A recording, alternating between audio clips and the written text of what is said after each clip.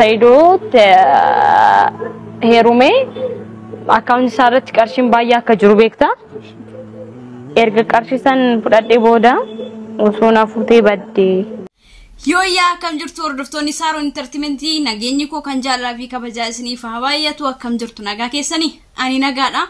Viidiyoo biraatiin birgiddi jennee deebineetti jirra jechuudha. Egaa walirraa takka bannee dhufuun kuni ittuma nutti deddeebi'eeti jira jechuudha. Kana bogodee garuu waliin turre dheena abdii guutuu qaba. Isa dursa like subscribe share gochuudha hin dagatina. Egaa viidiyoo irra maal qabattee dhuftee jechuun keessa hinaaf viidiyoo ni qabadhee isin dhufee kun immoo jechuudha. Akkuma isin profile targetan sistema sura targetanii dhimma ayyuu fi wabiidha jechuudha.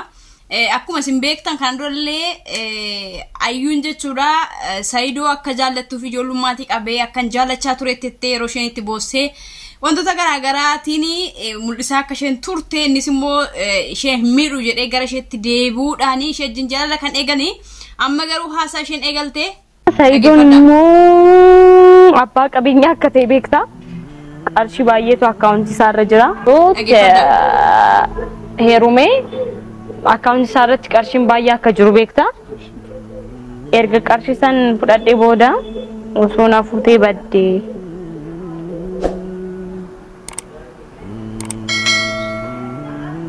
Isini haasaa ishee raawwattee irratti jechuudha. Isheen kanaan dura nan jaalladha yaa'eetu iyyuu malee ani garuu akkaawuntii isaarra birrii baay'eetu jira jechuudhaani. Ayyuun immoo akka jaalala wabiin akka jaalala dhugaa isheedhaaf qabu hundumti keessan akkuma argaa ta'anii innillee baay'ee jaallataa ta'u malee kan isheenillee isa akka jaallattudha kan isheen haasa'aa jirtu jechuudha. Wabii akka jaallattu haa ta'u iyyuu malee Saidootti kanan siqee fi inni akkaawuntii irraa qarshii baay'ee qaba. Qarshii waan qabuu fi qarshii sana immoo karaan itti fudhachuu danda'u maal jechaa jirti? Itti heerumee yookiis immoo isaa wajjin bultii godhadhee erga akkaawunticha irraa qarshii sana fudhadhee na fudhattee baduu dandeessaayi jechaa jirti jechuudha. What generation jedhe inspector drama erkoo keessattuu jechuudha. Dhaloonni kun garamitti akka deemaa jiru jechuudha. Nama qaanfachiisa jechuudha. Maaliif ree yeroo ammaa kana isaan akka diraamattis ta'u dhugaas ta'u ayyuuni qoosaas jirti haa ta'u waan barbaade haa ta'u. Garuu dhaloonnumti yeroo ammaa kana iyyuu jechuudha dhiirris ta'e dubartiin isa inni qabu yoo jaalalaaf itti dhiyaate inni hin qabne immoo waan inni sun qabu irraa fudhatee gara jireenya mataasaa gara fedhasaa gara qalbiinsa ajetti adeemuuf kan karoorfatudha malee sirriidha jedhee yookiin immoo jaalala dhugaatiin qabatee kan adeemu hin jiru jechuudha. Saatii ammaa nuti keessa jiru kana keessatti jechuudha.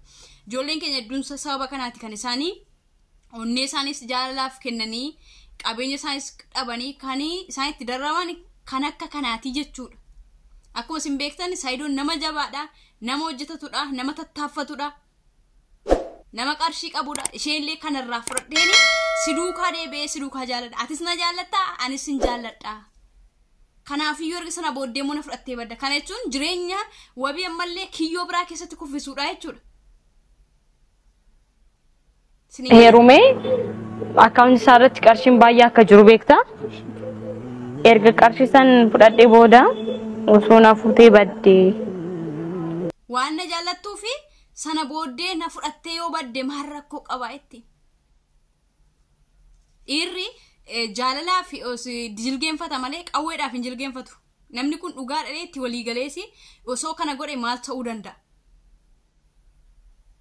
Wanta kana immoo qabatamaan jira jechuudha. Shamarran gara namoota waaqamitti gaafasittu wanta inni qabu sanarraa fudhachuufidha. Dhiirri immoo gara dubartii waaqabtu kan si'u kanumadha jechuudha.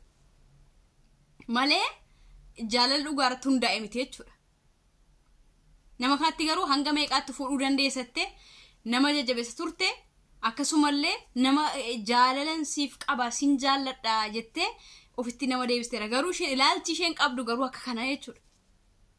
Kana jechuun nama wajjin jiraatanii keessatti yookiis immoo nama wajjin bultoo godhatanii dursa itti yaaduun, dursa ilaaluun, dursa hubachuun otoo kiyyoo biraa keessa seenii salphina biraatiin otoo of hin saaxiliin kiyyoo biraa keessa seenanii waxamadii sana keessatti rakkataa gaabbiidhaan waxalamaa jiraachuun dura itti yaaduun eenyutti akka siqan erga siqan immoo hubatanii gingilchanii madaalanii wajjin deemuudha malee osoo kan hundumaa hin godhin keessa fiiganii lixuun rakkoo biraaf nama saaxila jireenya namaallee jechuudha. Dadhabbii waggoota hedduullee dafqa yeroo dheeraallee jechuudha daqiiqaatti baduu danda'a jechuudha. Maaliif ree haati manaa abbaa manaa gaafa wal fudhanii qabeenyi isaanii tokko ta'a jechuudha. Seerrillee gargar hiraa jechuudha. Kana jechuun namni waan qabne tokko gara isa waa qabu tokkotti yoo siqee yaada biraaf ajandaa bira duuba kaatee booda garuu yoo rakkoo kaasee isaa otoon hojjetiin yookiis immoo qabeenya isa qabu sanarraa salphaatti qooddatee deemuu danda'a. Inni qabu sun immoo dura akkamitti akka fide waan beekuuf miidhamaa ta'a jechuudha. Nama wajjin jireenya eegale sanas hin dhaba qabeenya dura kaleessa dheenga dadhabee fidellee dhabuu danda'a jechuudha. Kanaaf immoo ogummaatu nama barbaachisaa jechuudha. Baraa fi yookiin immoo jaarraa nuti keessa jiraannu kana keessatti ogummaatiin deddeebinu ogummaatiin jiraannu yoo ta'e salphaatti kufuu dandeenya salphaatti jireenya keenya balleessuullee dandeenya jechuudha. Dhalli namaa immoo uumama rakkisaadha yookiis immoo uumama ulfaataadha. Kanaafiyyuu viidiyoo kanarraa wantoota hedduu xiinxaluu dandeessu wantoota hedduullee hubachuuti dandeessu jechuudha. Sana booddee jireenyi wabiillee garamitti akka deemu osoo kana godhe namni kunillee booddee isaa akkam ta'uu danda'a. Dhuguma jireenyatti fufee jiraachuu danda'a. Saayidoo ishee dhiisuu danda'a. Yoo ishee dhabellee nama ishee fuudhee kana yookiis immoo nama ishee jireenya eegalu kana dhiisa. Kana jechuun gara salphinaatti gara badisaatti gara gumaatti wal geessaa jechuudha. Maaliif ree jaalalaaf immoo aarsaatu kaffalama waan ta'eef namni nama jaalatu tokkoof aarsaa kaffala. Wabiin immoo nama kana jaalata waan ta'eef aarsaa kaffala. Lubbuu isaallee dhabuu danda'a jechuudha. Jireenya isaallee dhabuu danda'a. Isheen garuu boriftaani jiraachuu dandeessa jechuudha.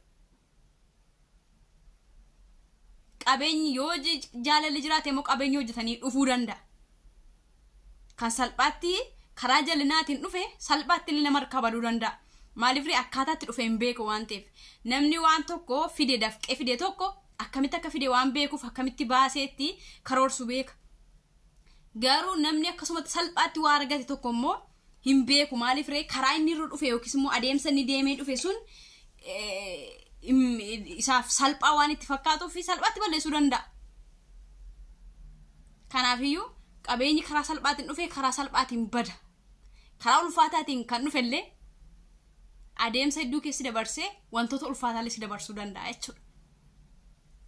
Jaalalli fi qabeenyi walitti hidhate immoo yoomiyyuu hundeen qabu jirmisaa dadhabaadha boototaadha jechuudha. Gaafa qilleensi hamaan tokko itti dhufe jiguu danda'a kufuu danda'a yeroo sana immoo salphinaa jechuudha. Kanaafuu ayyuun yaada keenya sirreeffachuu qabda jechuudha. Jireenya wabiillee kiyyoodhaaf saaxiluuf deemaa jirta. Saayidoollee yaada biraa fi ilaalcha biraa akka inni nama kanaaf qabaatu gochaa jirta. Ofii kee garuu geemii gidduutti taphachuu dandeessaa jechuudha. Kanaafiyyuu jireenya namaa wajjin jiraannu keessatti ogummaan hubannaan akkamitti akka sochoonu itti fayyadamuu itti gargaaramuu ogummaadhaan jiraachuun nurra jira jechuudha. Hanga sanan taanetti kiyyoodhaaf saaxilamoodhaaf yeroo hundumaa iyyuu jechuudha fiixee boollarra dhaabataa jirra jechuudha. Guyyaa kam akka itti kufnu hin beeknu. Yoo ogummaa qabaanne garuu saara tarkaanfachuu dandeenya. Hanga ammaatti kan isin wajjin ture ana Saaroon Entertainment irraa nagaatiin na tura.